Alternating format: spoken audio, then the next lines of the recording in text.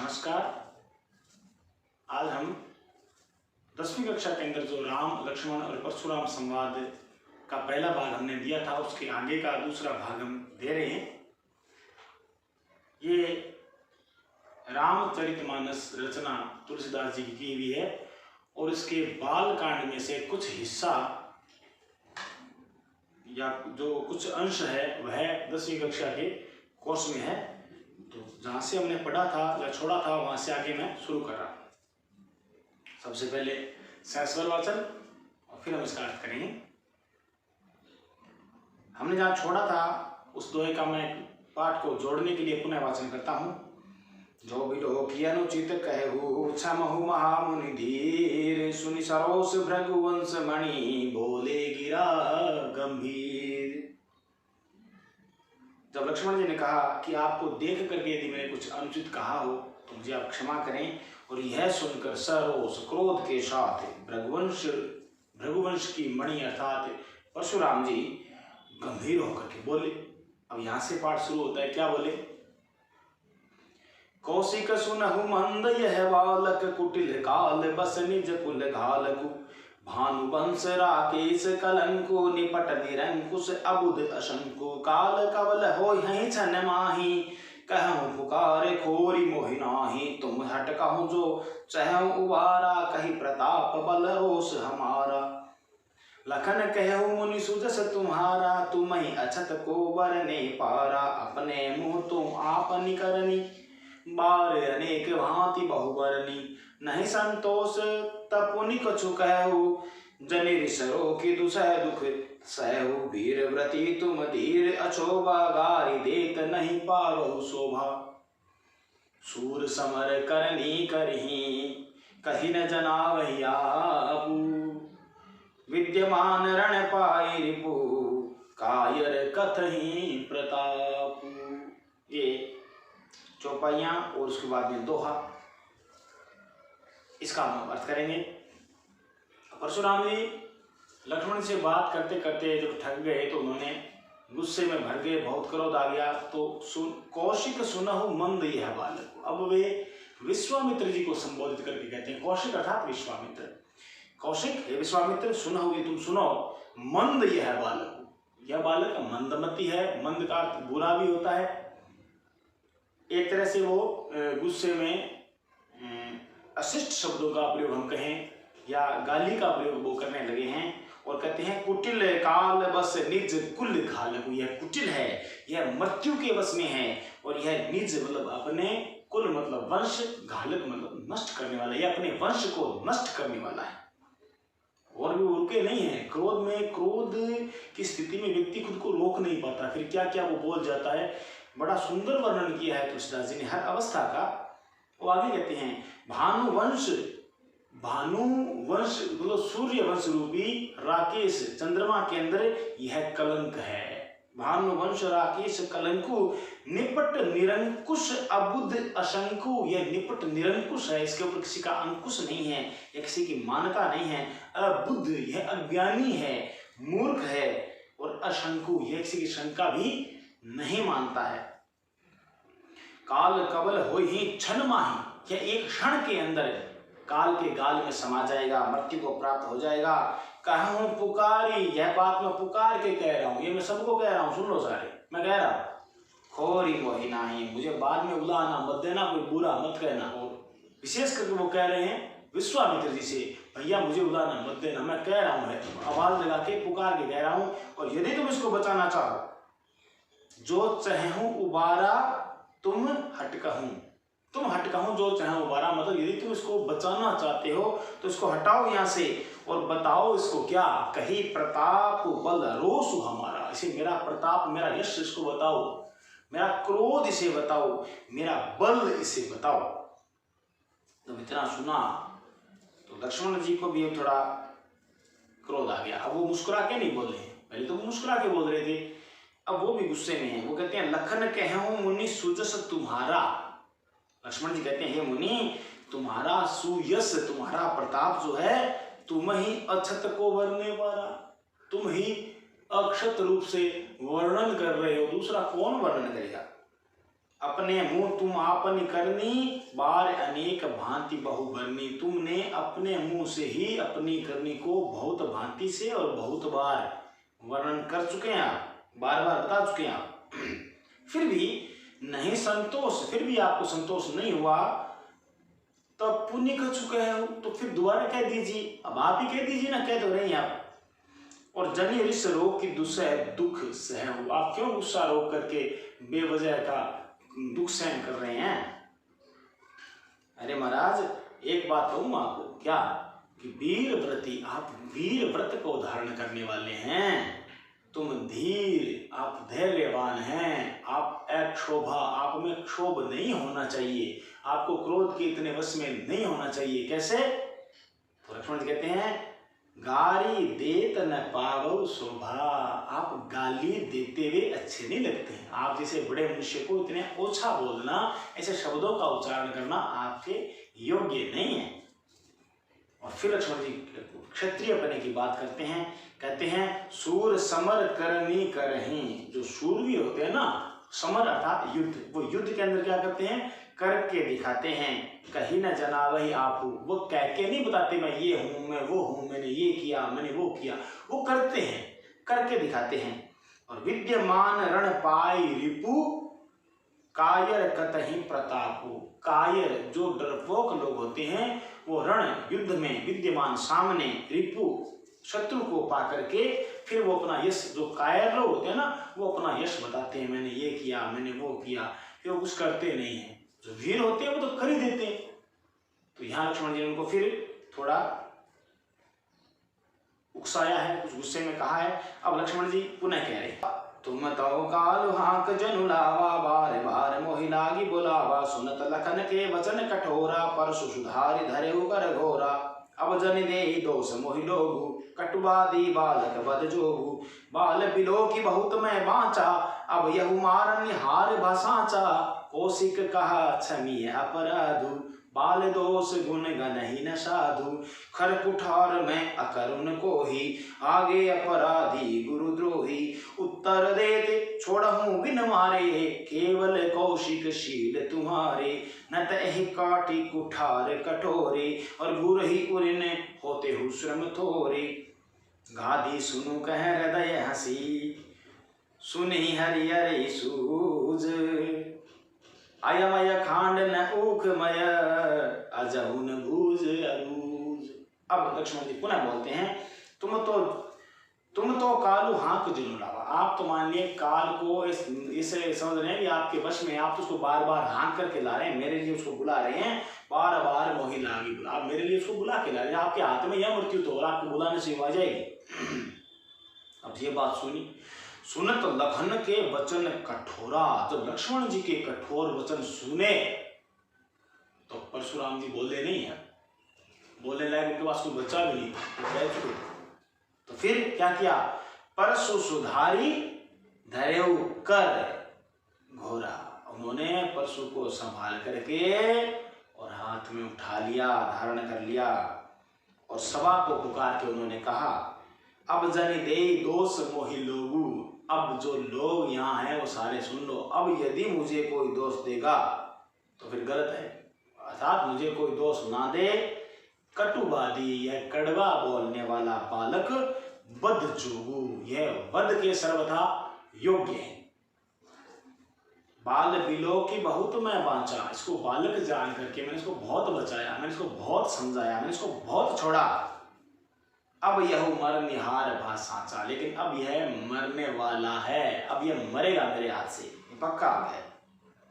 तब जब इतना क्रोध आ गया और गुस्से से भर के फंसा उठा लिया, तब विश्वामित्र जी बोले हैं कौशिक कहा क्षमी अपराधु। विश्वामित्र जी कहा हे परशुराम जी, आप इसके अपराध को क्षमा करें।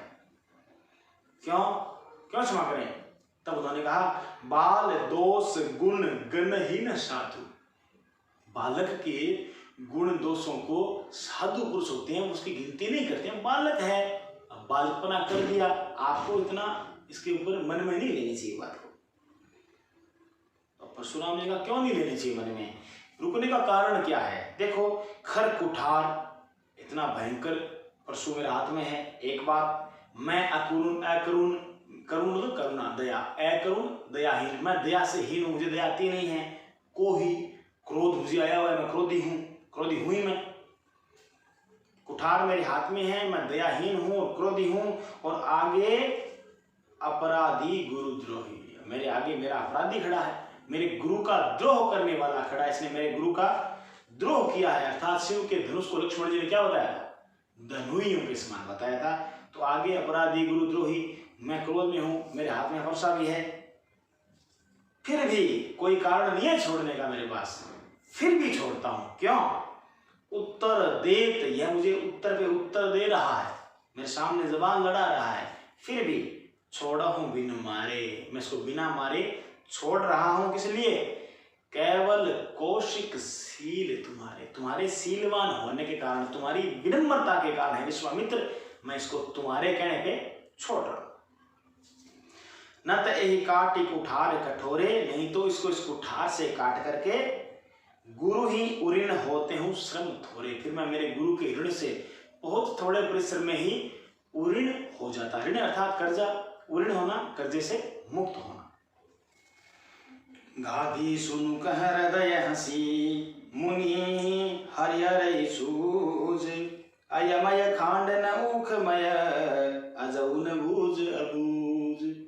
अब परशुराम जी गाधी सुनो, गाधी सुनो, विश्वामित्र जी मन ही मन में परशुराम जी की इस बात को सुन के, गाधी सुनो यहाँ पे कहा गया है विश्वामित्र जी को, वे मन ही मन में हंसे।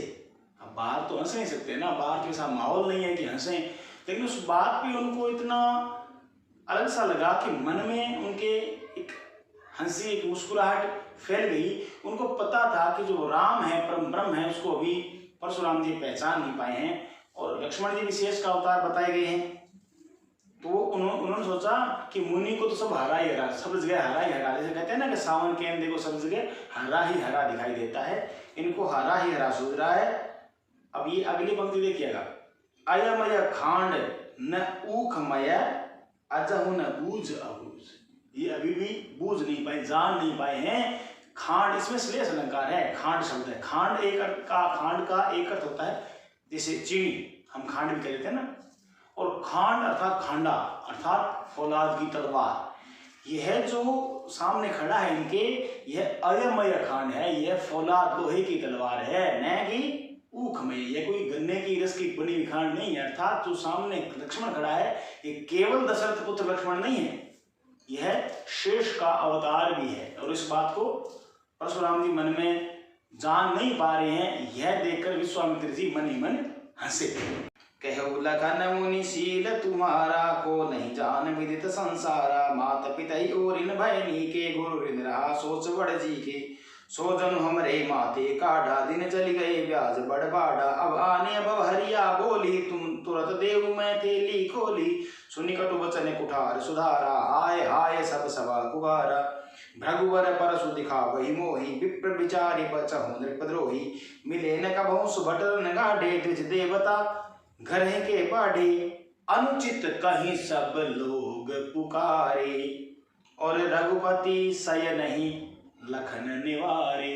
यहीं तक जो हिस्सा है आपके कोर्स में है, एक दोहा और है बाद में कि लखन उतर आहुति सरिस, रघुवर कोप कृशानु, बढ़त देख जल सम बचन, बोले रघुकुल भानु। ये यहाँ तक आपके 10वीं कक्षा के कोर्स में है। अब इसका अर्थ करते हैं। जब ये बात सुनी कि मैं इसको छोड़ रहा हूं विश्वामित्र तुम्हारे कहने से, मैं तो कहु लखन मुनि शील तुम्हारा, लक्ष्मण जी कहते हैं हे मुनिवर, आपकी शीलता को नहीं जान विदित संसारा, संसार सारा जानता है, ऐसा कौन है जो आपकी शीलता को नहीं जानता। अब ये व्यंग कर रहे हैं, शीलवान को शीलवान कहना तो व्यंग नहीं होता ना, लेकिन इनके कहने का अर्थ ये नहीं है। अब ये देखिए क्या शीलता क्या बताती आगे, माता पिता ही उऋण भयनी के, और गुरु ऋण रहा सोच बड़ी थी। अपने माता पिता के ऋण को तो तुमने बहुत अच्छा उतारा था, बहुत बढ़िया उतारा था, अब गुरु का ऋण रहा है, उसका आपके जीव में बड़ा सोच हो रहा है। कहते हैं इस बात में एक कहानी आती है, कहते हैं परशुराम जी ने पिता के कहने पर एक बार अपनी माता का वध कर दिया था, और पुनः पिता से जब प्रश्न होकर पिता ने कहा कुछ मांगिए, तो उन्होंने अपनी माता को पुनर्जीवन भी प्रदान पिता से करवाया था। ऐसा कुछ आता है। उन्हीं पुरानी बातों को लक्ष्य करते हुए लक्ष्मण कह रहे हैं उनका तो ऋण आप अच्छा उतारा था आपने, अब गुरु का ऋण रहा है उसका बड़ा सोच है आपको। सोजन हमरे माथे काढ़ा, और आप उस ऋण को भी अच्छा हमारे माथे पे निकालना चाहते हैं। दिन चले गए ब्याज बढ़वाड़ा, तो भाई गुरु के तो ऋण को आपको काफी दिन हो गए होंगे, ब्याज भी बहुत बढ़ गया होगा। अब यहाँ फिर बैंक करते हैं। अब आनिए व्यवहारिया बोली, व्यवहारिया मतलब हिसाब करने वाला, आप किसी हिसाब करने वाले को बुला लीजिए। तुरंत देऊ में थैली खोली, और आप जितना आपका कर्जा बनता है गुरु का आप बोलिए कितना देना है, उसका मैं आपको हम दे देंगे, कोई दिक्कत नहीं है, हम आपको पूरा हिसाब कर देंगे। गुरु का ऋण आप उतारो, कर्जा उतारो। जब गुरु के ऋण को क्या पैसे से चुकाया जा सकता है, ये एक महत्वपूर्ण प्रश्न है। गुरु जो हमें देता है, जीवन जीने की कला सिखाता है, क्या उसको मात्र कुछ पैसों से? नहीं। बहुत कड़वी बात की लक्ष्मण जी ने। तब सुनी कटु वचन कुठार सुधार, ये कड़वा वचन सुना और फिर उन्होंने अपना फरसा उठा लिया हाथ में। अब वह कुछ नहीं बोले, और जब ये देखा क्रोध में भरे हुए फरसा हाथ में, तब जितने भी सभा में लोग थे हाहाकार मच गया। हाय हाय सब सभा पुकारा, पूरी सभा में हाहाकार मच गया। भृगुवर परसु दिखावहु मोही, विप्र विचारी बचाहु नृपद्रोही। लक्ष्मण जी कहते हैं अरे भृगुवर आप मुझे क्या बार बार फरसा दिखा रहे हैं? विप्र विचारी, मैं आपको ब्राह्मण जान करके छोड़ रहा हूं। हे राजाओं के द्रोही, आप ब्राह्मण होने के कारण बच पा रहे हो। मिले न कपहु सुभटरन गाढ़े। सही बात तो ये है कि जैसे शेर को सवा शेर मिल जाता है, लेकिन आपको कोई योद्धा मिला ही नहीं। मिले न, आपको कभी मिला नहीं है कबहू सुभट, ऐसा वीर रण में युद्ध के अंदर आपको कोई ऐसा सुभट मिला ही नहीं है। सही बात तो ये है। द्विज देवता, हे द्विज देवता, घर ही के बाड़ी, आप घर में बड़े हुए हो, आपने खुद को बड़ा मान लिया है, लेकिन आप अपने से बड़े से कभी भिड़े ही नहीं हो। अब सब लोग अरे रे बहुत गलत कह रहे हैं, अनुचित कहे हूं, सब लोग पुकारे अरे अनुचित है ऐसे मत बोलो, सब लोग पुकारे। तब रघुपति शयन ही लखन निवारे, राम जी ने लक्ष्मण जी को सिर्फ आंखों से इशारा किया, चुप, निवारे, मना कर दिया, मत बोलो। और उसके बाद लक्ष्मण जी नहीं बोले हैं। ये होती है रामचरितमानस में परिवार की मर्यादा। राम जी बड़े भाई हैं और उन्होंने मत कहा नहीं है चुप हो जाओ, मात्र इशारा, शयन मतलब इशारा, आंख से इशारा किया है, चुप मत बोलो, बस लक्ष्मण जी चुप हो गए। अब ये अगला जो दोहा पढ़िए, इसमें बहुत सुंदर उपमा अलंकार का एक उदाहरण है।